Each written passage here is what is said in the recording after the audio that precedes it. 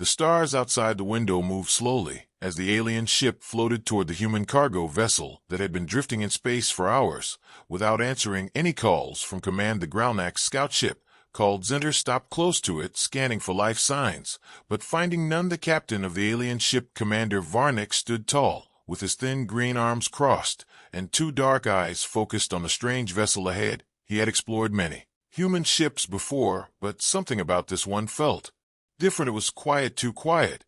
The human ship was large, its metal surface covered in scratches and dents. One side had been burned as if hit by a plasma blast. The lights blinked softly across the hull, sending out weak signals, like a heartbeat slowing down. Varnick leaned toward the screen and gave the order to prepare the boarding team. 3 soldiers joined him, all dressed in black armor, with blue lights on their helmets. They loaded energy rifles and activated oxygen masks. Even though the ship seemed to have breathable air, no one trusted human tech.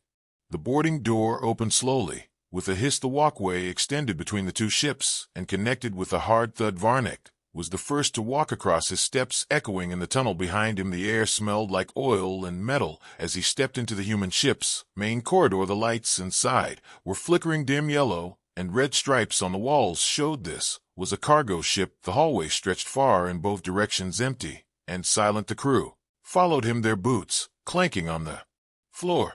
"This place is dead," said one soldier, his voice shaking a little. Varnick didn't answer. He looked around, slowly scanning every shadow, every corner. Something about the silence felt too heavy, too thick. He raised his hand and pointed to the left. Team 1, search the front deck, look for the bridge logs, anything that explains what happened here. Team 2, with me, we check the cargo bay.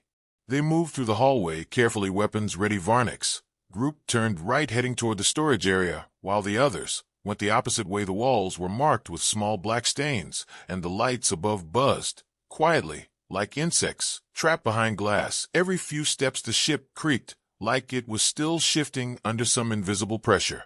They reached the cargo bay, and Varnick pushed a button to open the heavy door. It slid open slowly, revealing rows of stacked crates and boxes, some broken, some sealed perfectly. A soft hum filled the space, like a machine running deep inside the walls. Varnick stepped inside, waving his hand for the others to follow. They split up, checking the containers, scanning for heat signs or movement, but there was nothing, only dust and silence. Commander Varnick opened one of the crates. Inside were canned foods and metal tools, neatly packed. Another crate had oxygen tanks and sealed rations, the kind used for long-distance missions. Everything looked untouched, like the crew had left in a hurry, without taking anything. Strange, he thought, very strange. Just then a soldier called from behind, "Sir, over here, I found something." Varnick rushed over and looked down. The floor had long, deep scratch marks, 5 of them running across the metal surface, like claws dragging hard against steel. Varnick knelt to touch the marks. They were real, not a trick, not a glitch in the ship systems. Something had scratched the floor and done it with force. He stood up slowly, his mind racing. Who or what could have done that? The humans had no animals on their ships, not normally, and no sign of a struggle, no blood, no bodies, just scratches, like something had been moving around here, watching, waiting. Back in the hallway, Team 1 found the bridge. They powered up a terminal and pulled up the crew log. The screen blinked to life, and a list of names appeared, all marked as offline. But at the top of the screen was a strange line reading security officer, active, current location, unknown. The name beside it made them laugh out loud. Officer Mittens. They brought the log back to Varnick, who read it twice, his eyes narrowing. Mittens must be a code name or a joke. Humans loved strange names. Maybe it was a defense drone or an AI system, but none of that explained the scratch marks or the cold feeling creeping up his spine. "So," said another soldier, "I think we should leave. Something's wrong here. This ship isn't empty. It's hiding something." Varnick waved him off. "Nonsense," he said. "If the humans left something behind, it's ours now. We will take the ship, run full scans, gather everything of value. We return to Gralnax with a prize." Suddenly the lights went out. A loud hiss came from the ceiling, then silence again, total silence. The soldiers froze, their rifles raised. A soft growl echoed from the vents above, just for a second, low and sharp, then gone. One soldier aimed at the vent, shaking. "Did you hear that?" Varnick looked up slowly. "Yes, I heard it." They stared at the ceiling, but saw nothing, just a thin layer of dust and dark vent grates. The sound didn't return, but something had made it, something alive, something watching. He turned to his crew. Stay close, do not separate, report everything, no matter how small. We are not alone on this ship. As they walked deeper into the dark hallway behind them in the shadows, two small glowing eyes opened wide and unblinking, and a tail flicked once before disappearing into the vents again. The hallway was cold and narrow as the alien soldiers followed Commander Varnick through the winding path of the human ship. Their boots made soft clinks on a metal floor, and the only sound around them was the occasional buzz from half-dead lights above. Each step felt heavier than the last, as if the ship was holding its breath, waiting. The soldiers did not speak. Their weapons were raised eyes, flicking between shadows, unsure of what they were hunting or what might be hunting them back. Behind them in the control room, one of the alien technicians named Tharn continued searching through the human database, trying to unlock security footage, while the others explored the lower levels. The monitor in front of Tharn blinked, and then flickered alive for a few seconds, showing a blurred figure darting across a hallway, moving faster than any human. He tried to freeze the frame, but the image was already gone. The system refused to rewind. Instead, it blinked with one strange line of data, repeating on screen over and over again. Security officer, active location unknown. The technician frowned and tapped the screen. The system replied with a single line of text: Officer Mitten, status online. Tharn tilted his head, confusion spreading across his green-scaled face. He typed a command to bring up the personnel records, and the crew log opened smoothly, listing every human on board, all marked missing or offline, except one, a single active profile marked with a small paw print badge beside the name Mitten. Species listed as feline. Modified assignment: Chief of Ship Security. An image flashed on screen, showing a small creature covered in gray fur sitting upright, with yellow eyes staring calmly into the camera. Tharn blinked, leaned closer, and muttered, "Is this a joke?" Before he could investigate further, the screen glitched again and shut off all power in the room, dropped for a brief moment, then returned with a loud hum. The technician swallowed hard and backed away from the console. Something was wrong, very wrong.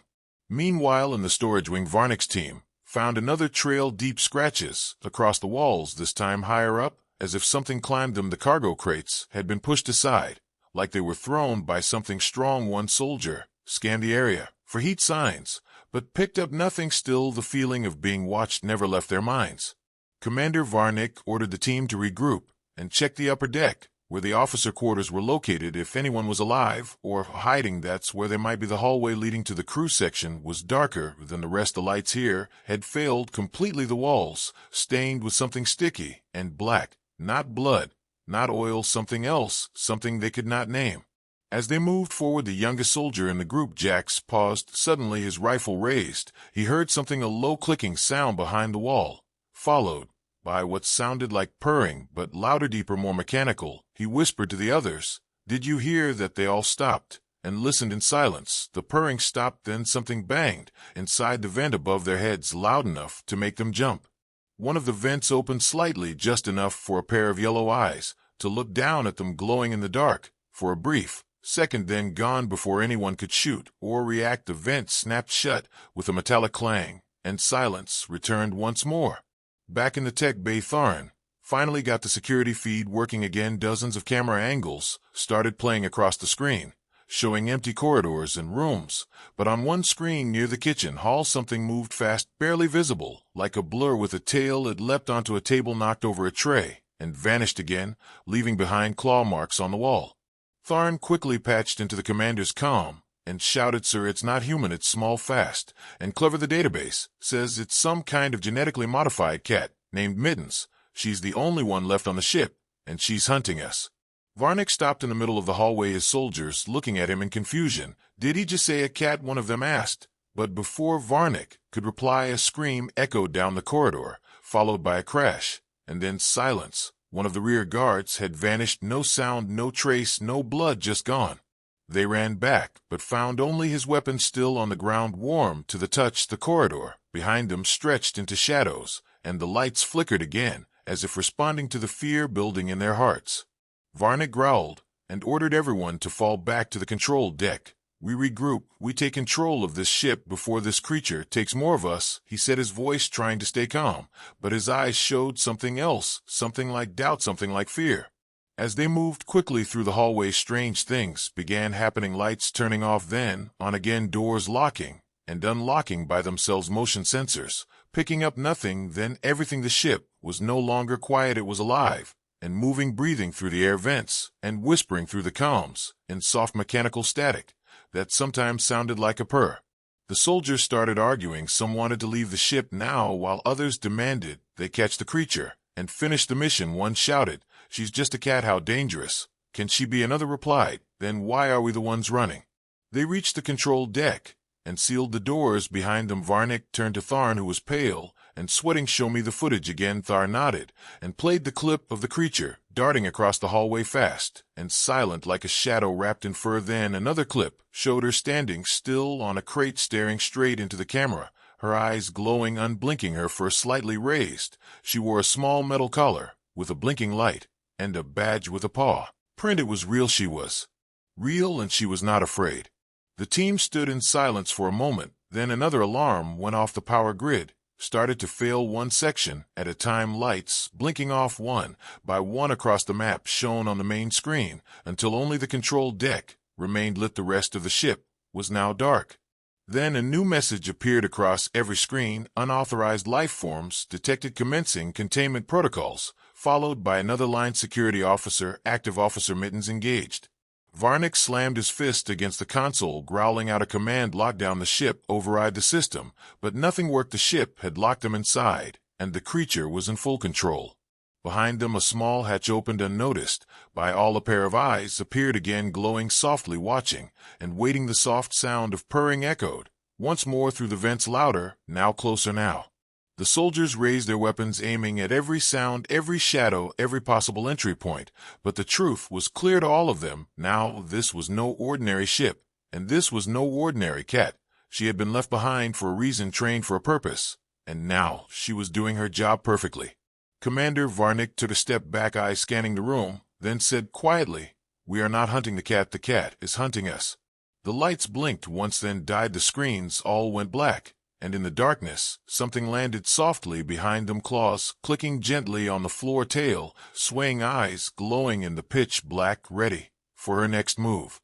The control deck had gone completely dark, and the only sound was the quick, shallow breathing of the alien soldiers, trying to see through the shadows around them, weapons raised, fingers tight on the triggers, and eyes wide with fear. None of them spoke. Not even Commander Varnick, whose voice had gone cold and silent since the last screen turned black, and the soft purring returned, louder and closer this time. So close it felt like it was inside the room with them, but they could see nothing, only the glowing blue lights from their own suits reflected faintly off the metal walls. The hatch where the creature had last been seen was now shut again, but no one had heard it close, and that made everything worse. The idea that it moved without sound, that it watched without being seen, it crawled deep into their minds, like a worm feeding on their fear, and doubt and panic began to rise like steam from boiling water. One soldier stepped back toward the wall. His name was Drell, and he had trained in the cold ice caves of Graunax Prime, known for his steady hand and sharp aim, but now his hands were shaking as he aimed into the dark corner beside the main console, and he whispered, "I swear something moved right there. Did you see it? I saw a tail, I saw eyes, I swear it looked right at me." Another soldier snapped, "Quiet down, you're scaring yourself. Nothing's there." But even he didn't sound sure, and his voice trembled like a wire pulled too tight. Suddenly a crash came from above them, and the vent cover dropped to the floor. With a loud clang, sparks flew for a second, and then they saw it for the briefest moment, a blur of gray fur and yellow eyes leaping from the ceiling and landing with terrifying silence onto a console, then vanishing into the dark again before anyone could shoot. Varnick fired his weapon into the direction of the movement, but hit nothing, only sparks and smoke, and the heat of his own frustration bouncing back in his face. "We need to trap it," he shouted, voice finally returning. "We split up, cover the exits, and push it toward the cargo doors. We use the force field trap." Tharn the technician shook his head. "That's a bad idea. She's using the ship. She's not just a creature. She's inside the systems. She opens doors. She cuts lights. She jams the weapons. If we move without thinking, she'll pick us off one by one, and we won't even know it happened until it's too late." Varnick grabbed him by the collar and growled, "Then give me another option, or shut your mouth."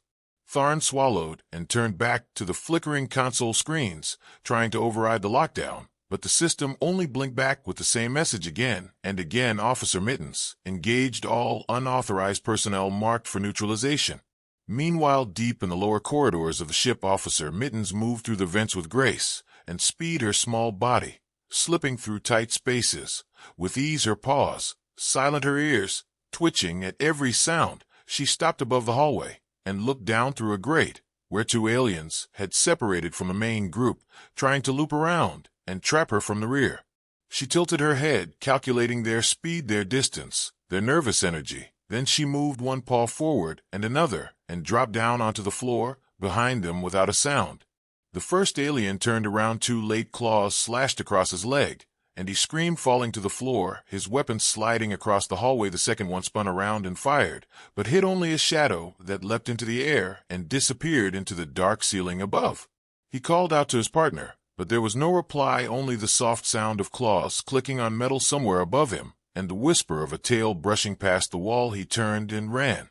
Back in the control deck, Varnick ordered two soldiers to move toward the cargo bay with shields raised, and one to stay with Tharn, while the commander himself went to the engine room, hoping to cut power manually and reset the system. But deep down he knew it was foolish. The ship was no longer just metal and wires. It was something else now, something alive, and that thing was in control.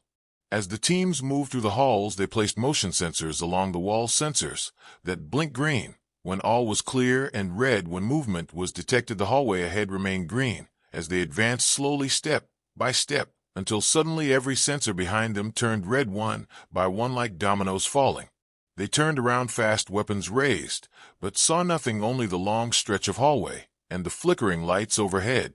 Then a small object rolled toward them, a toy mouse, its eyes blinking red and its wheels turning slowly as it stopped at their feet. One soldier leaned forward in confusion and picked it up, and in that moment claws slashed across his back, and he dropped screaming to the floor as Officer Mittens leapt over his body and vanished again into a side vent. The remaining soldier fired wildly into the wall, hitting pipes, and sparks burst around him. He screamed for help and ran forward, leaving his partner behind. Tharn watched all of this from the cameras, now working again, but only in short bursts, each feed showing Officer Mittens appearing and disappearing, attacking and retreating, calculating every move with purpose and intelligence that no one expected from a small creature designed to be cute and cuddly. She was no pet. She was a weapon, a defender, a protector of the ship, trained from birth, with enhanced senses, reflexes, strength, and tactical knowledge, and above all a simple mission: protect the ship, eliminate intruders. Tharn realized something else too. She wasn't just following orders, she was enjoying it, not in a cruel way, but in a focused way, like a professional doing her job, like a soldier who trained her whole life for one purpose, and was now finally fulfilling it with pride and precision. Varnick finally reached the engine room and started working on the manual override, but the door slammed shut behind him, and the lights turned red. The walls lit up with small red paw prints, one by one, leading toward the far corner, where the pipes hissed and the shadows moved. He turned around slowly, weapon raised, eyes scanning every surface. Then a low growl came from the darkness, and yellow eyes blinked open, staring straight at him. He aimed and fired, but the lights exploded around him, and the weapon jammed, and something landed on his back, claws digging and tail wrapping around his arm, and his scream echoed through the engine room, long and loud.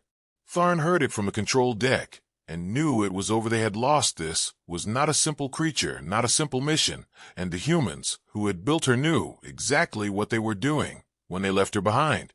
He sent one final message back to the Groundnax command ship, using an emergency beacon before the systems shut down again. Message simple and short: do not board human ship. M98 Officer Mittens is still on board. Then the lights turned off in the control deck, and the screens went black, and the last thing Tharn saw before it all ended was a small gray shape crawling out of the vent behind him, with eyes glowing and a badge shining on her collar. Officer Mittens had done her job, and she was not finished yet.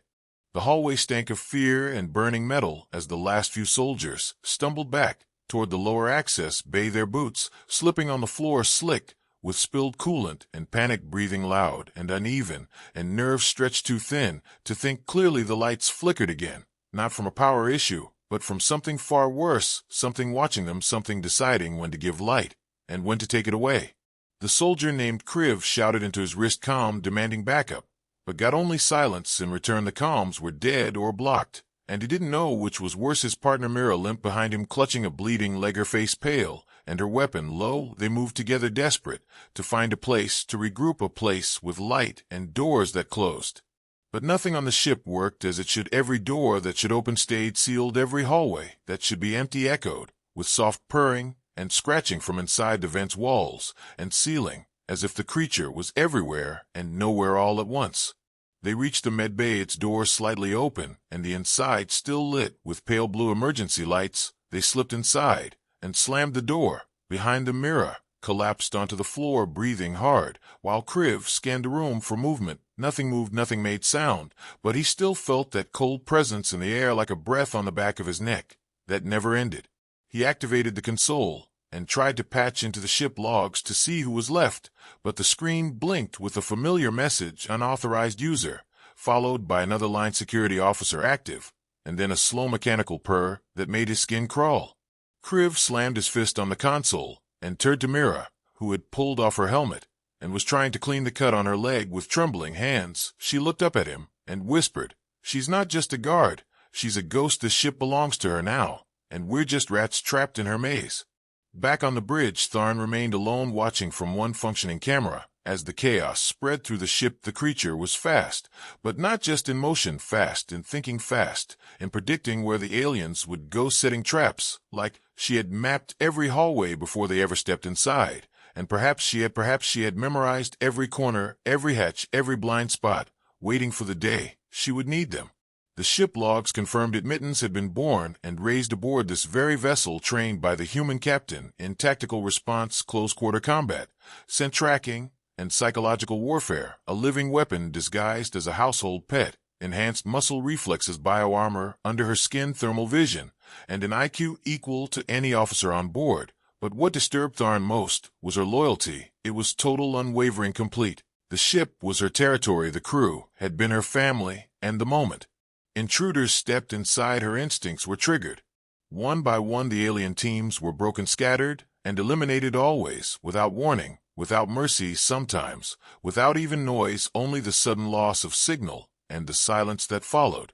Tharn tried to find the override codes one last time, desperate to open a hangar door and launch himself into space, anything to get away from the haunted machine this ship had become, but the console refused all commands, only responding with the same mocking line, "Officer Mittens declines."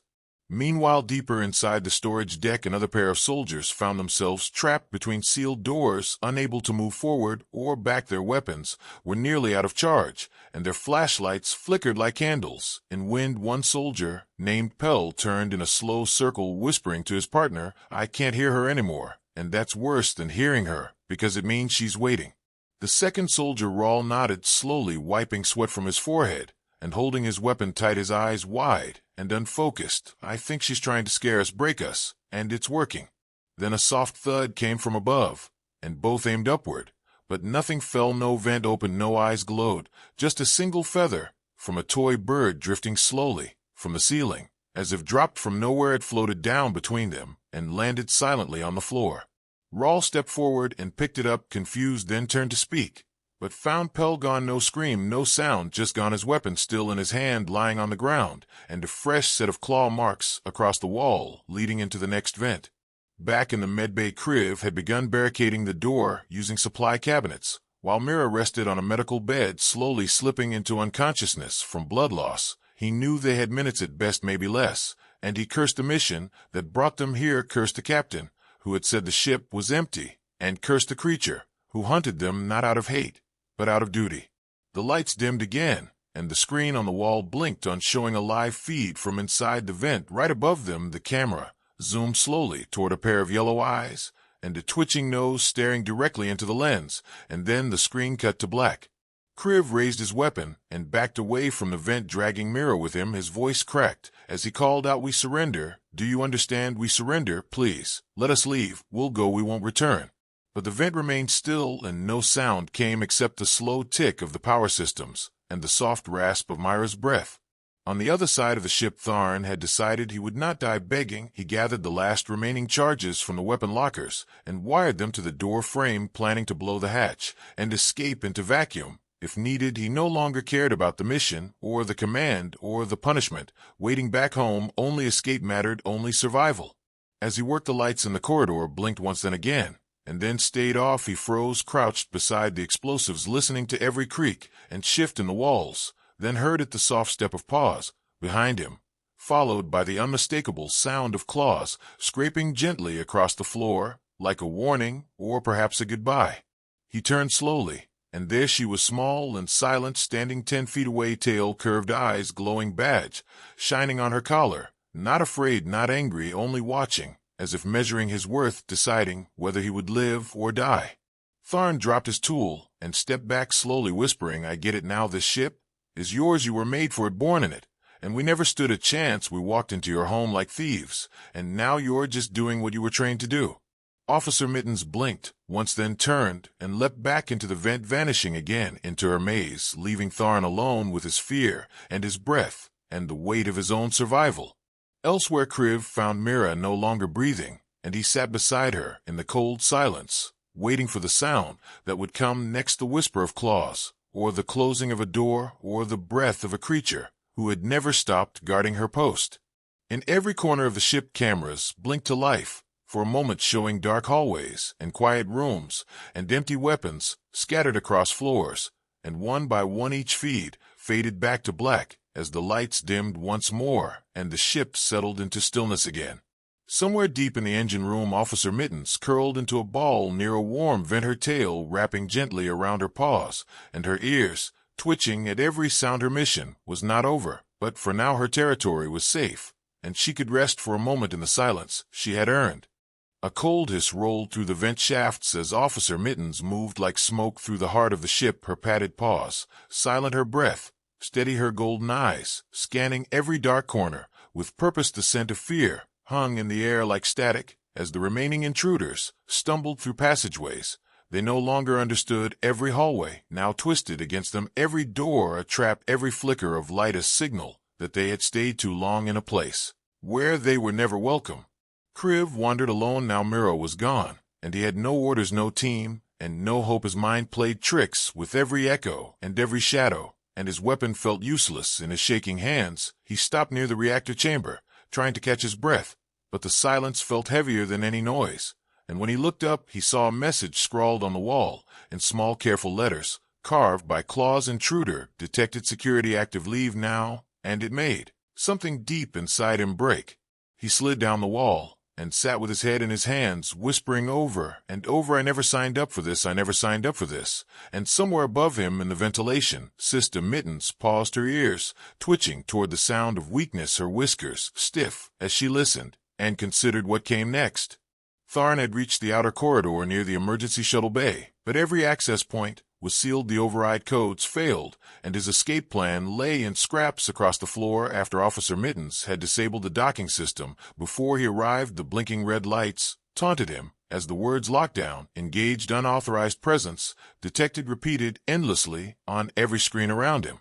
His hands trembled, not from cold, but from helplessness, and he stared down the hallway, knowing she would come soon, maybe not in 5 minutes, maybe not in 10, but eventually. And that was worse than any ambush, because the weight carved deep into his chest like claws on metal. He pulled up the remaining logs and tried once more to send a signal to Gralnak's command. The system flashed, "Signal intercepted," and then a short line of text appeared on screen. "No help is coming," followed by a paw print glowing soft and blue like it belonged there, like it had always belonged there, and he knew the truth. He was never meant to leave this place, not alive, not with memory, not with pride. Back in the engine chamber, Kriv stood, once more forcing himself to move, his mind fractured, but his body still holding on to the last bits of training and survival instinct. He followed the emergency lights toward the power core, thinking maybe, just maybe, he could shut it down and reset the ship. Maybe if he could force a restart, he could break her hold over the systems, or at least draw her into a trap where he could get one clear shot.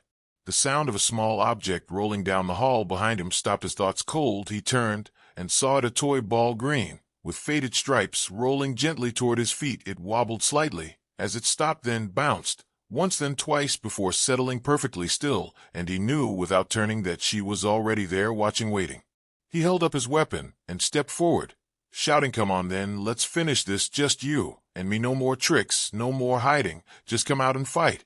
And the air remained still for a breathless moment before a soft thud echoed from behind a nearby vent cover, and her eyes appeared glowing steady, unblinking. She stepped forward without fear, her claws tapping lightly on the floor, her tail curved, her gaze locked on his. She walked slowly, as if daring him to shoot, challenging him to act. And he did. He fired 3 blasts in quick succession, each one slicing through the air and striking nothing but smoke and shadow as she vanished again into the dark. From the far side of the ship, Tharn heard the shots and ran toward the sound, not to help but to witness. He needed to see how it ended, because he could no longer imagine leaving without knowing how the ghost of the ship would decide their fates. He reached the reactor entrance just in time to see Kriv standing frozen, his weapon empty and shaking, and across from him Mittens, sitting calmly, tail flicking, eyes narrowed, as if judging his worth. Kriv dropped the weapon and raised his hands. "I just want to go. I won't tell anyone. I won't come back. Please, I'm done." She tilted her head slightly as if hearing the truth, then turned and walked away, disappearing once again without a sound, and Tharn saw all of it from the shadows, his heart pounding in his chest louder than any footsteps. Kriv turned toward him and whispered, "I think she's letting me go," and Tharn nodded slowly. "Maybe she only wants the fighters. Maybe she only wants the ones who won't surrender." And then the lights flickered again, and a new message appeared on the wall in front of them: "Leave now," and the door behind them opened for the first time since lockdown began. The shuttle bay lit up slowly, revealing one small craft untouched and ready for launch. Tharn and Kriv rushed toward it, disbelief in every step, afraid that it might vanish or explode or close again, but it did not. The ramp lowered, the lights blinked green, and the engine hummed to life, as if even the ship itself had accepted their departure.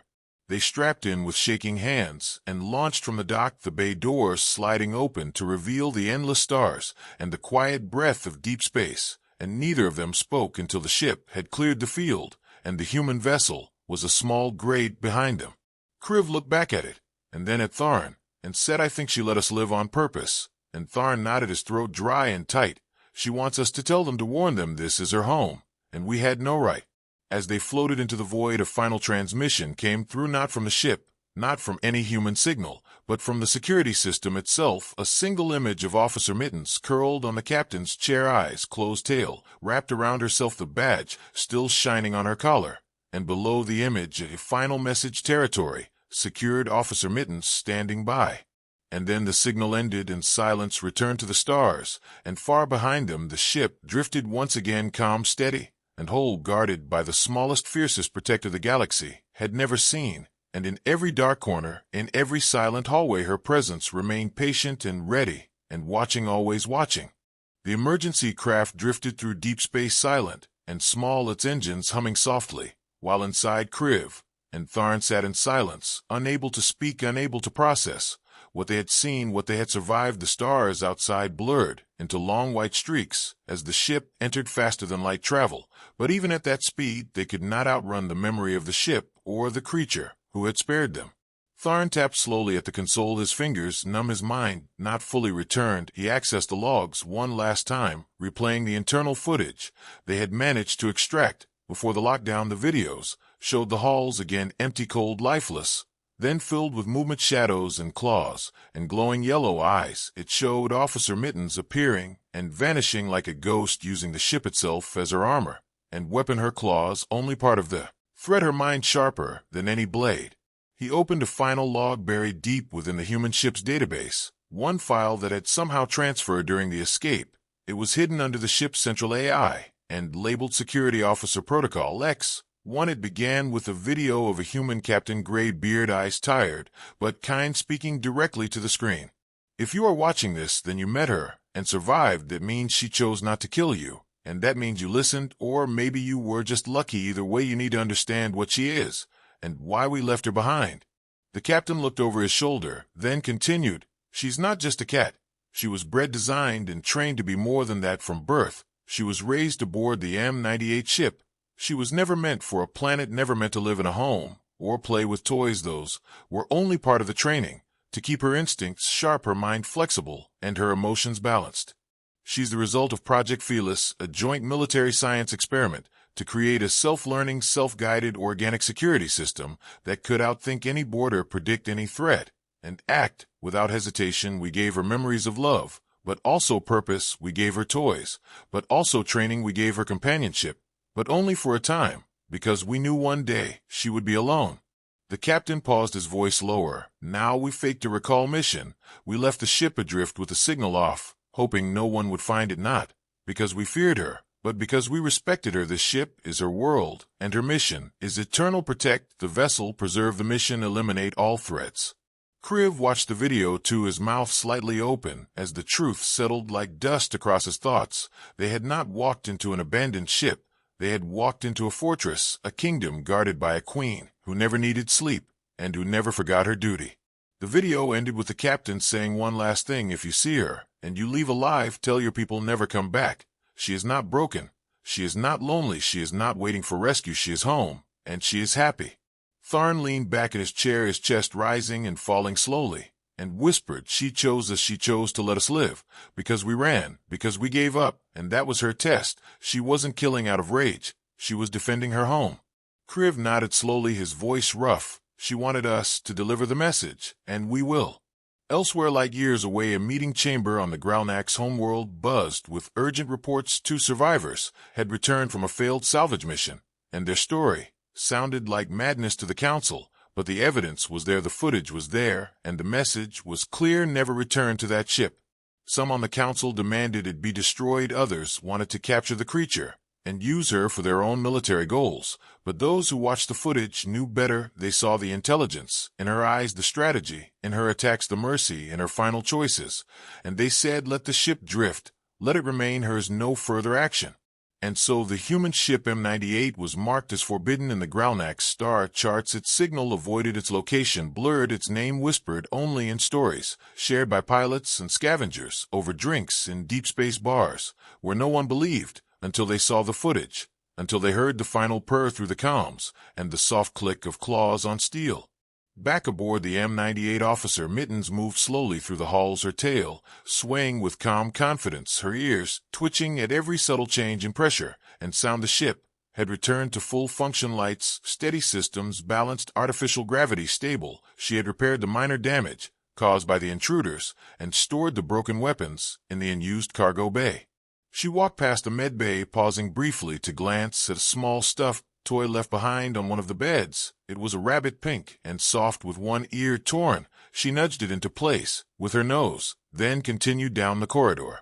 In the bridge, she leapt onto the captain's chair, curling her body into a tight ball, her eyes slowly closing as the stars moved quietly outside the wide front window. The ship whispered its systems, checking, cross-checking, humming in peace.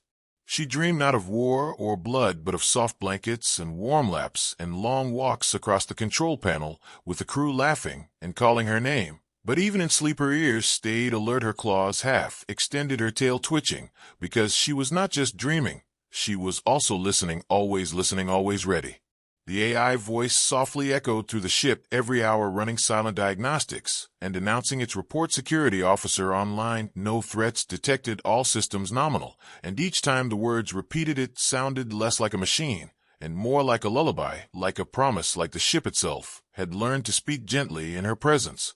A day later, a small unmanned drone passed near the ship, carrying a beacon from a neutral trader ship. It sent a signal offering supplies, fuel, and medical goods in exchange for data, but as it approached the M98, its systems detected a signal unlike any other, a low, deep pulse coded in layers of human and Gralnak's protocol, and it read simply, territory protected, approach denied. The drone changed course without protest and left a trail of light behind it as it turned back toward the nearest trading station, and in the logs it added one note: avoid M98, secured by unknown force, vessel active, danger level extreme.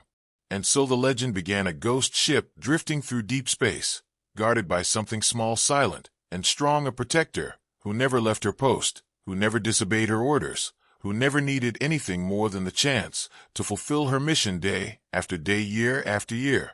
Officer Mittens remained unseen by most, known by few, but feared by all who understood what she was and what she had become, not just a cat, not just a tool, but a symbol, a lesson, a story told again and again. Some said she was still alive after 100 years. Some said she was joined by others, enhanced creatures built for loyalty and defense, some said. She spoke now through the ships, calms a whisper in the dark, to warn those who came too close. But the truth was simpler than the stories. The truth was in her steady pause, her quiet heart, her sharp eyes, and the oath she never broke. Protect the ship, protect the crew, protect the mission. Forever and always. Years had passed since the Graunax incident, since the last recorded attempt to board the M98 human vessel, now drifting through a quieter region of space, left untouched by war, trade, or exploration. A ship feared not for weapons or size, but for the silent guardian within, a feline sentinel who patrolled her corridors, without rest, without hesitation, without compromise. Galactic rumors had only grown stronger, tales told by smugglers and scavengers in deep space taverns about a ghost ship ruled by a creature more cunning than any general, more ruthless than any bounty hunter. But among these whispers a signal began pulsing, a faint encrypted message, repeating every 12 hours, from an unregistered human colony far from any known star route. The message was simple and strange, the tone human, the voice calm, and direct, a request for assistance from M98 Security Officer Mittens. Back on the bridge of the M98, the cat awoke, her ears twitching, her body stretching as the ship's AI softly repeated the alert, a priority ping matching her internal protocols. Her eyes narrowed as she leapt from the captain's chair, landing soundlessly on the metal floor. Her tail flicked once, then she moved toward the communication array, already decoding the message before the system could finish its scan. The voice belonged to someone unknown, a young woman, perhaps late 20s, based on vocal frequency and pattern. She introduced herself as Engineer Nova Castell from Colony Redwind 14, and claimed to be in distress, not from war, not from pirates, but from something ancient, something buried beneath their colony during expansion, something waking. She did not ask for soldiers or fleets, she asked for a guardian, she asked for her. Officer Mittens paused, her claws tapping the edge of the console. The colony's location appeared in her vision maps, overlaying with her mission, archived the coordinates aligned with the original expansion plans of the human empire, routes that were later abandoned during the collapse decades ago. Though her primary mission was to defend the M98 alone, her programming included special clauses deep within her core matrix, allowing action in defense of extended human assets during times of critical threat, especially if such threat held the potential to endanger the legacy of the M98 mission. With a silent command, she activated the ship's jump engines, the hum of ancient technology sparking back to life, unused for years, but perfectly maintained. The stars outside began to blur again as space folded around the vessel, carrying her toward the unknown. Meanwhile, on Redwind 14, Nova stood inside the makeshift command center, eyes fixed on the screen, watching the signal confirm transmission. She looked exhausted, her hands trembling from stress and sleepless nights. The rest of the colony unaware of the message she had sent, unaware of the legend she had summoned. Outside, beyond the colony's walls, the ground trembled, not from tectonic shifts, but from something older, deeper, a structure that had begun to rise from beneath the red soil, carved with symbols matching no known civilization, machinery that still pulsed with faint energy despite its age. Nova turned as a siren blared. Colony security had spotted something in orbit, an incoming vessel, small but fast, not matching any fleet, not responding to any hail, and then she saw it, a single blinking marker in their sky charts, M98. She ran toward the landing bay, her heart pounding not with fear, but with hope. Stories she once believed were fantasy, now real, and descending toward them. The ship hovered briefly above the landing pad, then settled. Without sound, no ramp extended, no doors opened, yet moments later a shape emerged from the shadows, sleek furred eyes glowing with intelligence. The colonists gasped, frozen by the sight, a cat no larger than an average house pet, but moving with the grace and presence of a creature who commanded space itself. Officer Mittens surveyed the crowd, her gaze pausing on Nova, who stepped forward slowly, her voice quiet and respectful. "Thank you for coming. I know this isn't your primary mission, but we have no one else." The cat blinked once, then walked past her, without fear, heading straight toward the anomaly outside the colony perimeter. Nova followed, keeping pace as best she could, explaining what they had found, old texts hidden beneath the surface, written in a forgotten script, describing a gateway, a vault, a prison they had accidentally unlocked. As they approached the excavation site, a cold wind stirred. Though the planet had no natural weather system, the vault was now fully exposed, black stone glowing with strange lines pulsing faster as the cat drew near. Without hesitation, Officer Mittens walked to the center, placed a paw on the ground, and waited seconds. Passed, then a tremor shook the earth, and the vault began to open. From within rose a creature like none the humans had ever seen, tall, with limbs too many to count, skin like shifting metal, eyes that held entire galaxies. It spoke in tones that bent reality, offering knowledge in exchange for freedom. But the cat did not flinch, her body low, her tail still. She emitted a single sound, a low rumble that was not a growl, not a hiss, but something deeper, a frequency tuned to the vault itself. The ancient locks began to glow red, and the creature recoiled. It realized then what she was: not just a pet, not just a guardian, but a key designed by the same hands who had built the prison eons ago, a living weapon encoded with authority and power. With a leap faster than the eye could track, she landed on the creature's chest, claws piercing its surface, not with force, but with command. The vault responded, pulling the being back, sealing it once more with energy old as time. The ground closed, the glow faded, the wind ceased.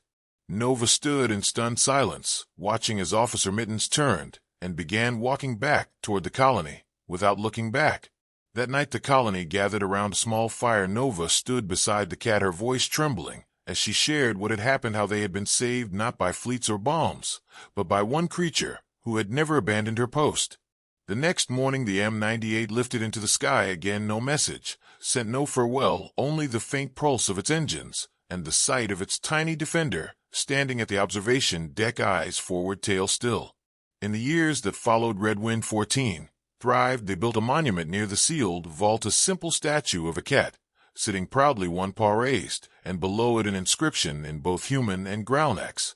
She came when no one else would. She stayed until the danger was gone. She is not ours, but we are hers. Back on her ship, Officer Mittens resumed her patrol the halls. Once again, silent, the lights steady, her mission never-ending. And as the stars passed outside one by one, she watched and waited, listening for the next call, the next cry for help, the next story waiting to be written in the silence between galaxies.